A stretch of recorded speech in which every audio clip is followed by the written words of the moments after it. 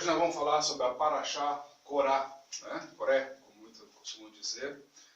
É uma Parashá muito especial, porque ela vem refletir muitas coisas que estão no mundo acontecendo hoje, muitas igrejas, muitas denominações, e nós ouvimos, né, de muitas pessoas até reclamando, até principalmente nesse tempo de lives e tudo mais, que está acontecendo muito disso. Hoje a gente vai conseguir deixar pelo menos uma boa explicação do que significa a Korá. O capítulo da Parashá começa em Números 16, 1 até 18, 32, com a Parashá de 1 Samuel 11, 14 até 12, 22, e no Novo Testamento, a Brit Hadashah, de Lucas 19, 1 até 20, 47. Tá? O que nós queremos mostrar nisso daqui? Só lembrando um pouco do que conta nesse capítulo. Coré, primo de Moisés, logo após aquele evento dos espias, aquele evento todo onde o povo rejeitou seguir a Terra Prometida, começou a questionar a autoridade tanto de Moisés como de Araão, como um sacerdote. E aí resolveu questioná-lo. Quem te deu essa autoridade? Ou seja, duvidando de que Deus o tinha capacitado. Tanto a Moisés como a Araão, a consagração toda que nós já vimos no livro Levítico, como ocorreu e tudo mais. Mas aí vem o questionamento da importância dessa Parashá no dia de hoje. Hoje há muitos ministros, como já várias vezes tem feito em outros momentos, outras pregações em outras igrejas, ministros que são levantados através de um papel, porque fizeram um curso qualquer de teologia por aí, receberam um certificado e tudo mais, e aí se tornaram pastores, enfim, ministros aí, de certa forma, e vêm se apresentando nas igrejas, exigindo galardão disso e galardão daquilo. Da mesma forma também que existem pessoas que ficam questionando a autoridade ministerial gerada realmente ao ministro, principalmente o ministro que tem uma linhagem paternal, digamos assim. Como nós aqui do Ministério Cajado de Deus, não temos assim, não fomos jogados simplesmente por causa de qualquer coisa ou por causa da simpatia que nós temos com alguém nesse sentido. Pelo contrário, nós temos uma árvore aqui paternal, bem grande, entendeu? Não é simplesmente chegar aqui, eu sou o pastor de papel. Não, aqui nós temos uma árvore reconhecida e assim vai. Aqui é a mesma situação que nós estamos vivendo. Tanto Corá, como Moisés, como Araão, tem uma paternidade através de Levi. Ou seja, o líder da tribo, né, de Levi, o próprio Levi, digamos assim, é o precursor, é o primogênito dessa linhagem sacerdotal. Né? Alguns confundem, algumas igrejas, denominações, administram como o ministério de louvor seja levita. Nada conta, cada um administra a sua casa a seu bel prazer. Mas aqui, falando de Bíblia, levita, eles são a geração de sacerdote que deveria cuidar do tabernáculo e depois, futuramente, do templo de Salomão. Ok? E aqui nós vemos uma conexão muito forte do que vem acontecendo hoje, como eu já falei, com o nome Corá. Se nós analisarmos a escrita dele, né, a própria palavra Corá, nós vamos reparar aqui, porque quem assiste aula de hebraico conosco, quem participa de aula de hebraico, eu dou muito reforço com relação ao cuidado que deve ter. Por que a letra é quadrática, por que é isso, por que é aquilo, um monte de detalhezinhos. E aqui nos ajuda bastante, né, nesse sentido. Vamos lá. Só fazendo um pouquinho da aula de hebraico. Okay? Se nós analisarmos a palavra em hebraico, nós temos normalmente a forma quadrática de trabalho. Ok? Então, digamos assim, que eu vou escrever a palavra rei. Ok? Que é a palavra que está contida 2 vezes no nome de Deus. Ok? Yud-Rei, Vav-Rei. Alguns porcamente traduzem como Jeová e outras coisas mais. Ok? Se nós analisarmos pelo conceito de Gênesis, né, Deus fez primeiro o quê? Um pensamento. Ok? Ele pensou justamente no quê? Na criação, de como ele ia fazer as coisas. Em seguida ele produziu a fala. Ele disse, haja luz. E aí houve luz. Quando há luz, nós estamos falando em quê? Ação. Toda a palavra no hebraico é dessa forma que a gente analisa. Além de gematrias e tudo mais que a gente estuda também aqui, é dessa forma que a gente faz toda uma analogia. Se a gente analisar aqui a última letra do nome de Corá, nós vamos ver que está ligado aqui, não tem esse espaçamento aqui. Que significa o quê? Como aqui é a linha espiritual e aqui é a linha material, a base, nós temos o quê? Que Corá, ele quer fazer. Ele tem um anseio espiritual de ser sacerdote, de ser um condutor, de ser realmente aquele cara que vai conduzir. Porém, numa forma que ele traga para a terra. Por isso que a primeira letra dele aqui justamente traz uma profundidade. Ou seja, toda a espiritualidade nasce da terra e não dos céus. Então, quando ele faz essa conexão aqui, tem toda uma conjugação que nós fazemos aqui, né, na leitura do nome dele, ele faz com que pensamento, fala e ação se tornem todos rebaixados ao nível do mundo. Ou seja, ser um sacerdote de Deus no mundo, mas para o mundo e não para Deus. Por isso que Corá quis afrontar Moisés, por isso que Corá quis afrontar Araão, por isso que ele quis, a toda forma, tomar um sacerdócio. Isso daí é uma das coisas que mais hoje nós percebemos que existe. Por quê? Vemos autoconsagração, pessoas que verdadeiramente abrem igrejas por aí, fazem a sua autoconsagração pastoral, ou profética, enfim, da própria boca, se joga o azeite em cima de si próprio e se diz que é tal coisa porque é de Deus e tudo mais. Outros que chegam lá por causa de dó e piedade, consagram alguém nesse sentido. Ou seja, essas consagrações precisa ser tomado muito cuidado, vocês precisam saber com quem vocês andam. Que tipo de consagração é essa que está sendo colocada para cuidar da vida de vocês? Porque estar numa posição de Moisés, de Araão, de ministros, desde aquele tempo até os tempos atuais, requer realmente uma capacitação. E neste caso em específico de Corá, o maior objetivo dele era o status e a grandeza financeira. Hoje muito presente na maioria das grandes igrejas. Então a gente olha para isso e começa a pensar, se o espírito de Corá realmente está habitando, qual será realmente o caminho da salvação no dia de hoje? Quem realmente prega pela salvação?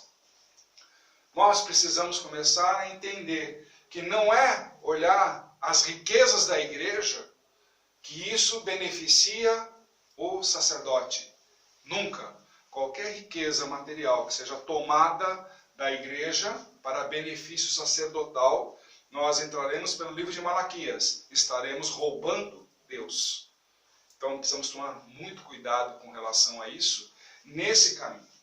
E aí a gente começa a compreender o porquê das penalidades que Deus deu, principalmente para esses 250 pessoas respeitadas, como está na Bíblia, pessoas que eram da congregação, participantes da congregação, e abraçar a causa de Corá.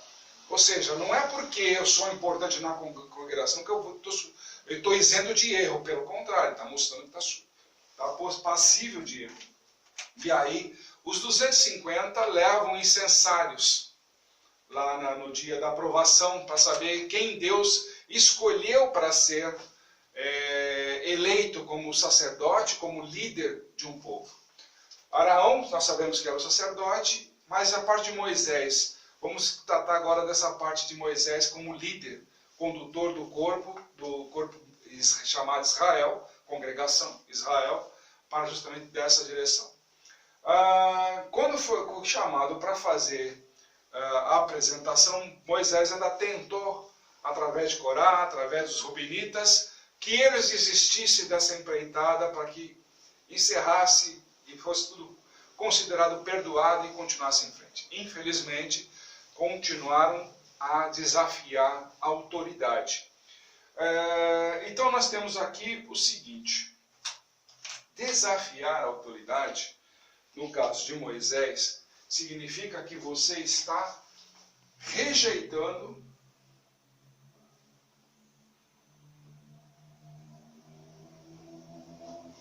não é a autoridade de Moisés, está rejeitando a autoridade de Yud Rei Vav Rei, ou seja, de Deus.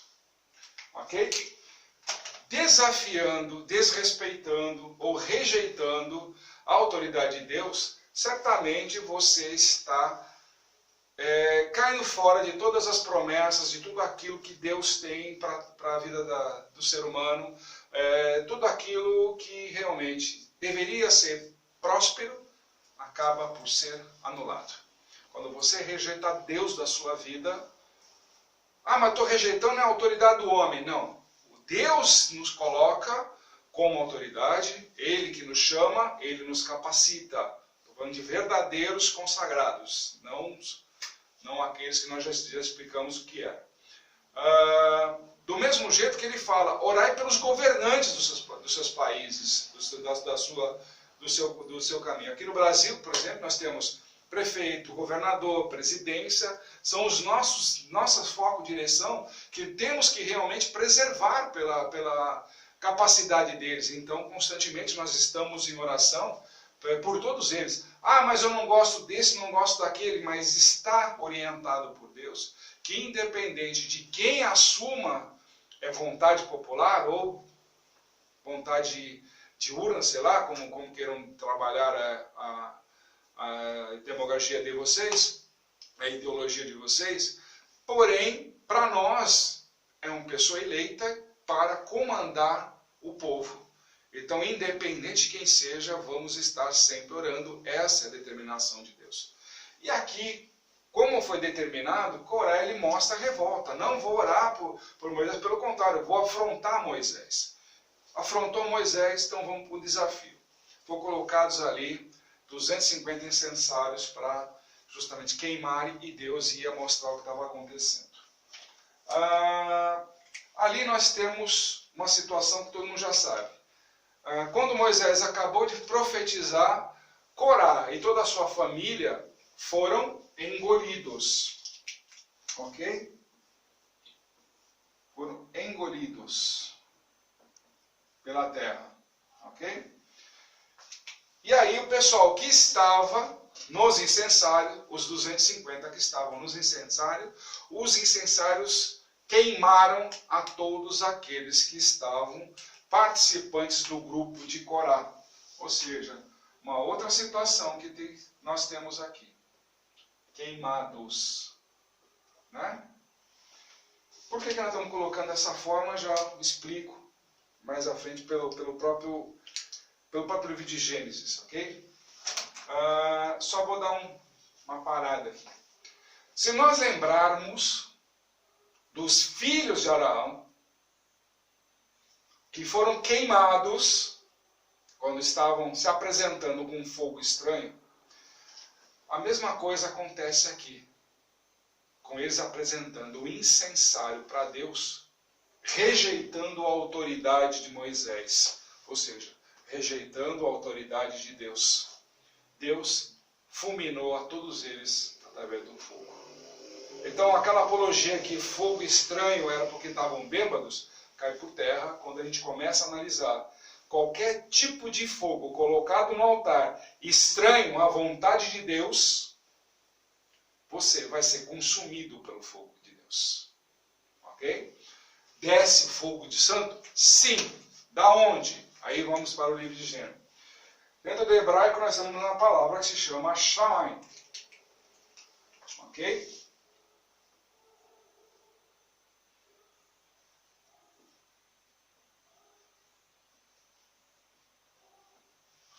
Shammai significa que hajam, seria normalmente traduzido por céus, né? O pessoal reduz para céus. Mas lá, digamos assim, onde estão água e fogo, que é justamente dos dois nomes formam a palavra Shammai. Por isso que de repente vocês aí, Avinu Malakeinu Shammai Shammai, justamente aqui, Pai nosso que estás nos céus. Resuma isso. Então desce água e desce fogo dos céus. Por isso que desceu fogo para queimar eles. Entendeu? E também do mesmo jeito que o fogo da noite vinha dos céus, para iluminar o tabernáculo e tudo mais em cima disso. Então nós temos esse tipo de situação. Agora, olhando toda uma analogia, vamos supor, pela parte psicológica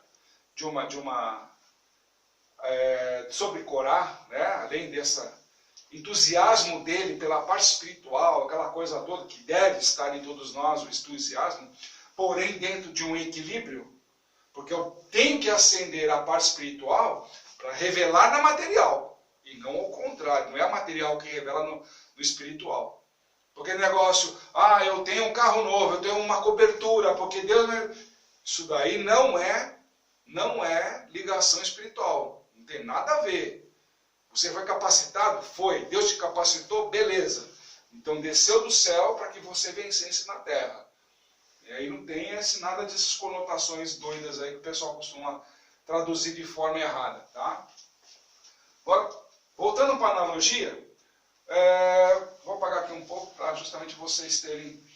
Nós temos aí uma das coisas que mais hoje em dia... A gente olha na mídia social e tudo mais, tem uma frase que me chamou a atenção. Eu vou passá-la para vocês aqui. Vocês já devem conhecer até. O endereço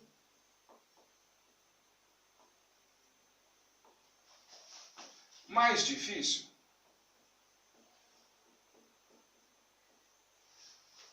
do mundo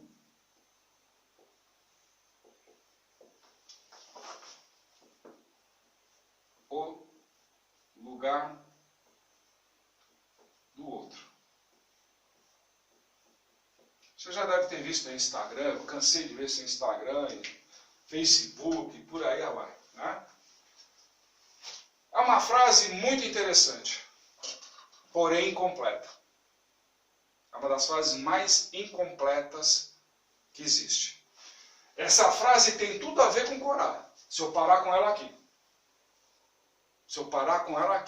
Tem tudo a ver com Corá, mas está faltando o elo de ligação para se conectar com Deus. Faltando o elo de comunicação. Qual é esse elo de comunicação? Todo mundo quer olhar à distância que o mais difícil está no outro. Todo mundo critica o outro. O lugar mais difícil é o meu relacionamento com o outro. E é aí que vem a falha, a falta, digamos assim, a falta da continuidade dessa explicação. É uma frase excelente, porém, faltou a conclusão. Faltou um pedacinho. Faltou só um pedacinho.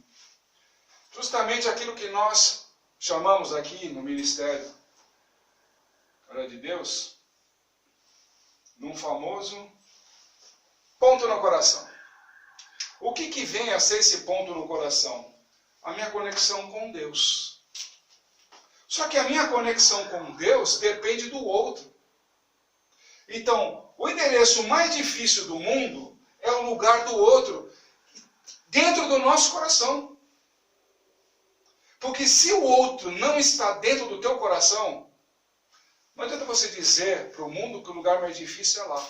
O lugar mais difícil é o outro estar dentro de você. Não precisa ir lá longe. Olhe para dentro de você, olhe para dentro do teu coração. Se você ama a Deus, você ama teu próximo. Então o teu próximo está dentro do seu coração. É aqui que a gente começa a identificar a autoridade de Deus, a autoridade sacerdotal, a autoridade como amigo, a autoridade como conselheiro, a autoridade como inimigo também. Cristo não falou para você amar até os inimigos também? Tudo está aqui no ponto no teu coração. Porque se você não alimenta Deus nesse ponto, essa centelha, ela não expande em luz para todo o teu coração e todo o teu corpo está em trevas. Cada vez que você joga para outro o problema, você escurece dentro de você. Você apaga a lampadinha da menorá que foi acesa. Você entra em trevas. Não, modifique você. Porque se o lugar mais difícil é estar lá no outro, é porque isso aqui você não encontrou em você ainda. Você precisa mudar. Está na hora do arrependimento. Está na hora de pedir perdão. O orgulho, a ganância, a arrogância de quando você é chamado para esse tempo e você permanece no seu lugar comum, o problema é do outro, o mais difícil é o outro. Não, você esquece que você não está pronta para acender o teu ponto, a tua centelha dentro do coração. Então é um tempo novo, é um tempo realmente de revelação? Sim, é um tempo onde todo mundo se uniu, se trancou, que Deus proporcionou isso para que você visse quanto dentro da tua própria casa, muitas vezes você não acende esse ponto. Nem dentro de você, nem dentro dos teus parentes, dos teus filhos e tudo mais. Então é um tempo novo, um tempo que realmente de adorar a Deus de uma forma tremenda, de uma forma verdadeira, sublime. Nada de religiosidade, que eu tenho que assistir a live, que eu tenho que ir para a igreja, que eu tenho... Para com a religiosidade, ir para a igreja por obrigação e depois saindo pela porta como um bando de animais saindo em galopada. Para quê? Para que eu preciso de um culto físico, um empurrando o outro para dizer que está no Espírito Santo? Quando o mais simples, o amor. O amor. Este aqui é o primeiro amor. Não se esqueça que ele primeiro amou o mundo. Primeiro. E nos deu o seu Filho para nos salvar. Portanto, ele te ama. Nós somos o primeiro amor. Nós somos o primeiro amor de Deus. Nós somos o pensamento inicial, a fala inicial e a ação que precisa voltar para Deus.